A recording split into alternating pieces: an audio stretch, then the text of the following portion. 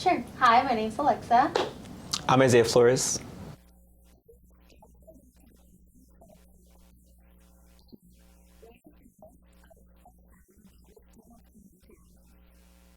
So there are a couple of questions that we get when students walk in.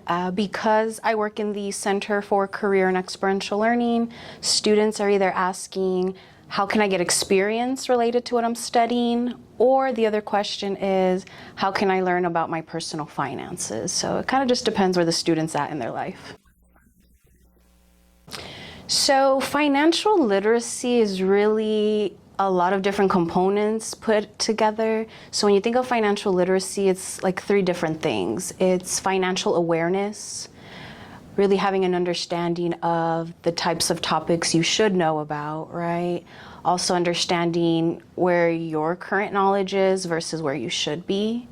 It also has to do with financial education. So it's one thing to know that budgeting is important, right? But how do you actually create a spending plan? You could also know that it's important to check your credit score, but maybe you have no idea how to do that. And the third component to that would be actual like behavioral change, right? So if you know that maybe you could do better in your spending plan, and you know how to create a spending plan, but then you choose not to have a spending plan, right? It's really making sure that all those three things come together, the awareness, the education, and the behavioral change, which ultimately the goal would be that financial wellness, that like stability, the ability to not only address your basic needs, but also your wants.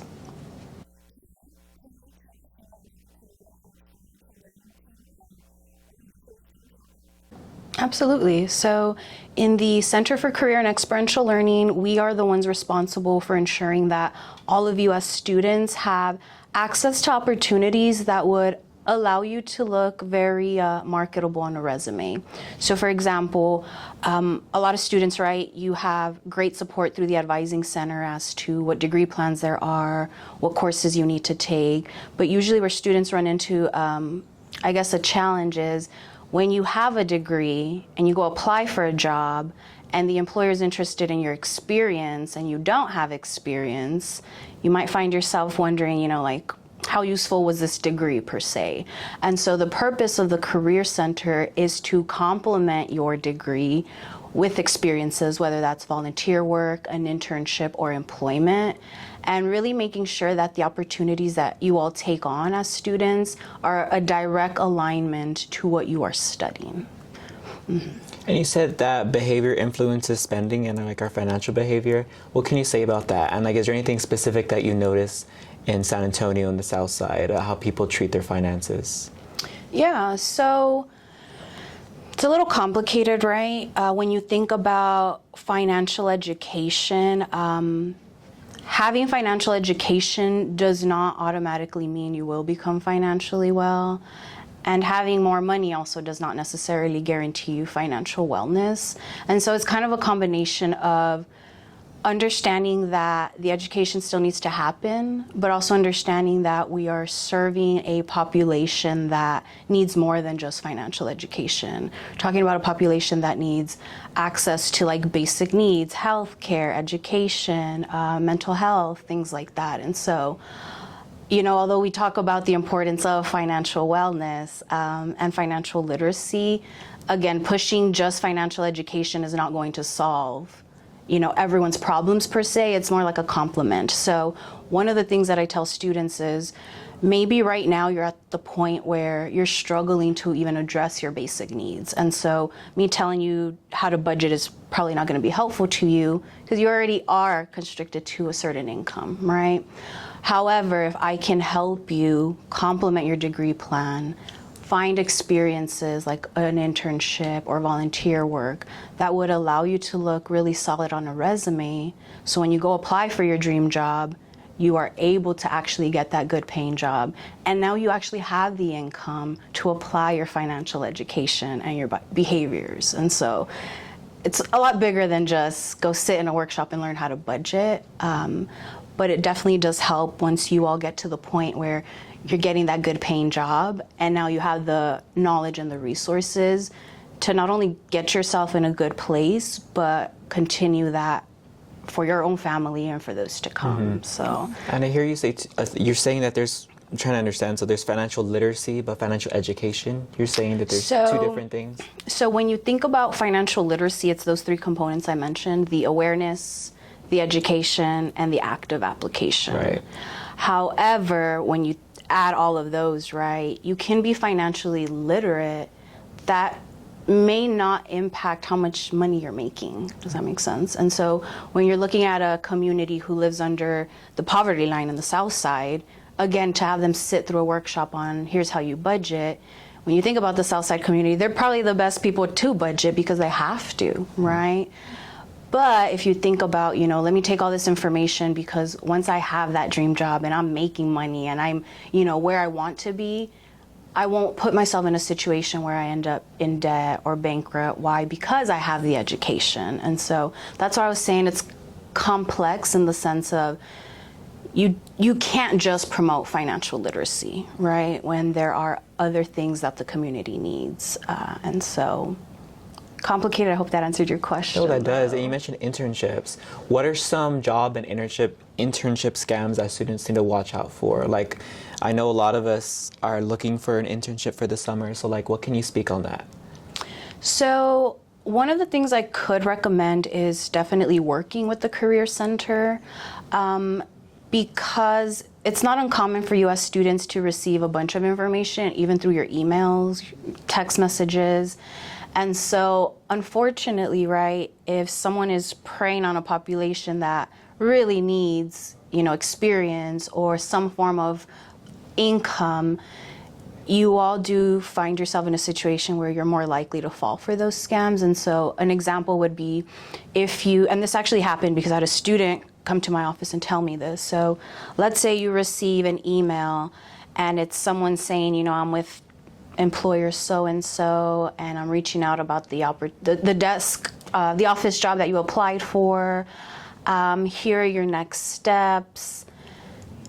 For a student, a lot of things can happen, right? Their first reaction might be, heck yeah, an opportunity that's going to pay me, right? Some might stop to think, well, hold on, did I ever apply for this opportunity, right? And so what was happening is students were receiving an email that looked kind of like that, right? Reaching out about this opportunity, these are your next steps. Within those steps, it did require exchange of information, personal information. In addition to that, it also requested I'm sending you a check, I need you to go cash it.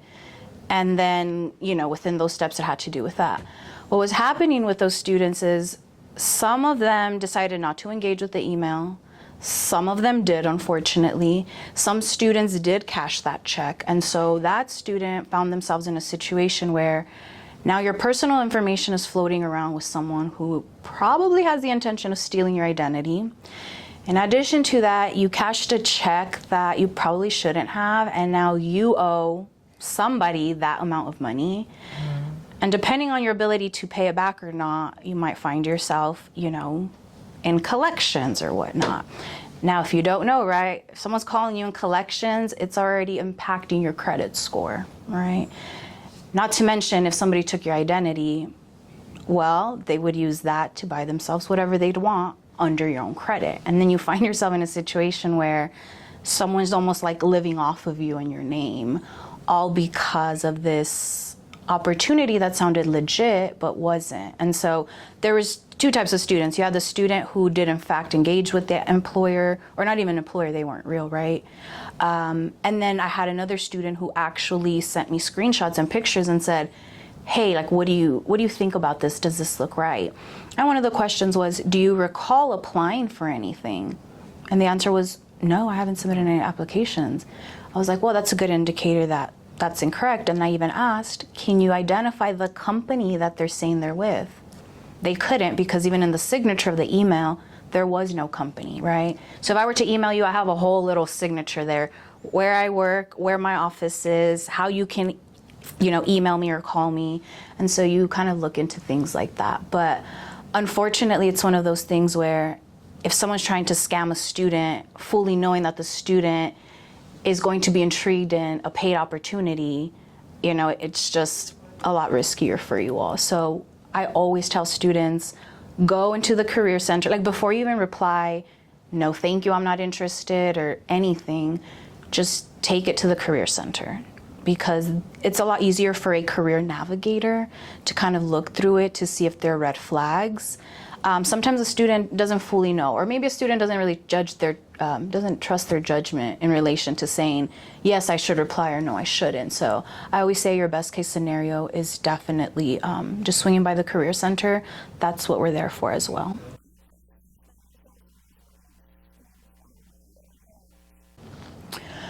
So it's a little complicated. Sometimes students receive things where it's like, it's not as alarming, I guess, and so it's easier to brush off. But then there are things like that, right, where people are actually cashing in checks, students are getting their information taken. So what I always recommend, if you all just kind of Google Alamo College's district student security and scam awareness, it's actually an entire website that the Alamo College has created for that same reason. We understand that there's different ways that people can get a hold of you, whether it's like email or phone call or even mail, right? And so typically what happens when it comes to like security and scam awareness, it's a collaboration between our Alamo College District Police Department and our Information Technology Department. The police department, obviously, because illegal activities happening, right? But at least when it comes to the information technology, they're actually the ones that are able to put security and barriers within your emails. So for example, that incident where students, and this happened to multiple students that received very sketchy email about a check being involved. Once that was reported to the IT department, it's easier for them to add a firewall to ensure that those types of messages don't come through, or at least that particular message from that person, from that source doesn't come through. And so you unfortunately might find yourself maybe multiple times in a semester submitting different types of things, but it's always important to submit, because let's say you receive an email, rest assured the person next to you probably received it too. And so I think sometimes students might trust, like someone will find out eventually, but really just taking that initiative to say, you know what, I received it, let me submit a report, because I can't trust that my classmates will do it as well, right? And do you have any advice for students involving internships or any type of jobs? Yeah, definitely. So like always, I do encourage students to swing by the Career Center. Students might interact with us in classroom workshops. You might see us out and about having events when we're doing career fairs and things like that. But sometimes as students, you all benefit more from like a one-on-one. And so I always recommend that you all make an appointment with the Career Navigator. So if you visit alamo.edu/PAC/CEL, it takes you to the Center for Career and Experiential Learning website, which not only gives you an overview of what we do, it also allows you to make an appointment. But to answer your question, we try to provide you all like with a guided process. So for example, if you walk in and you say, I want an internship, we're going to ask you a lot of questions. For example, what is it that you're studying? What is your dream job that you envision, right? Not what do you envision for yourself 2 years from now, like 5, 10 years, what do you envision for yourself? Because we like to work backwards. What is your end goal in mind? Where are you? What do we need to do to get there? And then that's where the Career Center integrates itself. And so sometimes what happens is students will come in requesting an internship, and through conversation we realize that they actually don't have an end goal in mind. They're not really sure what they're walking towards. And so sometimes it just requires us to take a couple of steps back. So before we jump into an internship, let's talk about career exploration, right? What are your likes? What are your dislikes? What are your strengths? What type of, for example, maybe you do know what you want to study, but you have no idea the kind of skill set you need in order to be successful in that industry. And so if you know you're lacking those skills, before you apply for an internship, how can we help you develop in those areas? Whether that's in a workshop, whether that's doing some type of event, whether that's doing volunteer work. Sometimes students start off with low commitment opportunities, which would be volunteer work. kind of move up to an internship and then move up to a job. And then, of course, just including that, right, as you're preparing to find these internships, do you have a resume on file? If you get called for an interview, can you really master that? And so when it comes to finding an experience and really making sure that you look good on a resume, all of those things have to do with the Career Center. So I always recommend everyone swing by Rio Grande, room 112. You all have access to 3 amazing career navigators. And I'm sure that's an interesting thing to do because we're all college students, so a lot of people don't know what they want to do. I'm sure you deal with that a lot. And you mentioned people can make a report on fishy emails they get. Can you give details on that? Yeah, so typically, like I was mentioning, that collaborations with Campus PD and the IT department. So typically what is recommended is that you all call the non-emergency number. And I think I have it written down this is good, I think, for everyone to have. So Alamo College District non-emergency number is 210-485-0099. And this is the number that goes directly to our campus police department. It is non-emergency, but again, because scams and things like that are, of course, a form of illegal activity, that's a good place to start. But typically that still gets filtered to the IT department, who then controls the technological side of it. I do notice those a lot, though. Like the phishing emails, I'm sure you're very well known about that. Do y'all get those too?